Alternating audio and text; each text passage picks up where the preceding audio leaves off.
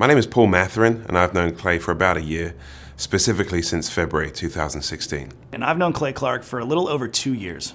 And I've been working at Thrive for about 5 months. I've known Clay Clark for the past 9 years. If you don't know Clay, I would describe him to you in very few words. He loves life, he loves energy, he loves passion, he loves positivity, and he loves winning. He is intense and will follow up with you multiple times a day if something's not done or needs to be done quickly. Clay's passion for helping people grow their businesses, I would say, is just genuine. He really hates to see people struggle, and he wants to help them in any way he can to grow their business.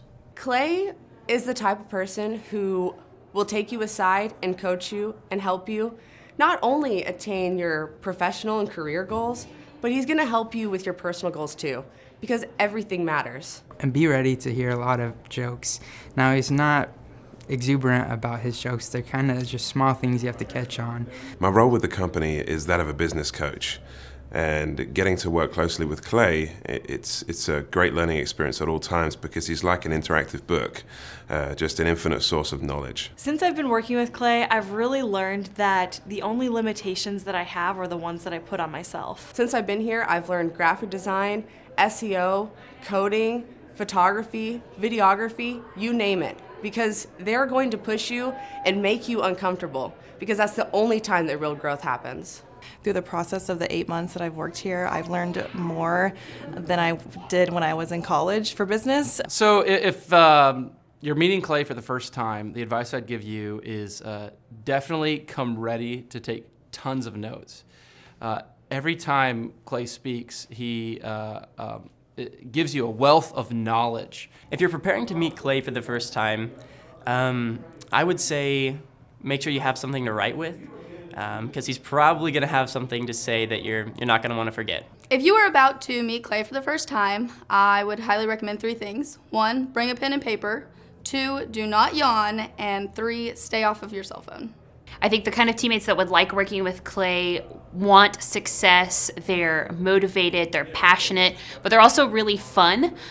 They work hard and they play hard. The teammates and employees that work with Clay are people who have vision, drive, ambition, and they know where they're going. They know their goals. The type of people that would not like to work with Clay would be the people who call in sick all the time for a runny nose, somebody that is always going to look for an easy way out, shortcuts that just to make their life easier. If you're slow and lazy and kind of just want to float along in your job, not really looking to improve or develop yourself, you're probably not going to like working with Clay. He's always challenging you, always pushing you to be better and learn new skills and step outside of your comfort zone and do things that make you squirm a little bit. I think if you think you've got it figured out pretty much, you're gonna have a hard time working with Clay.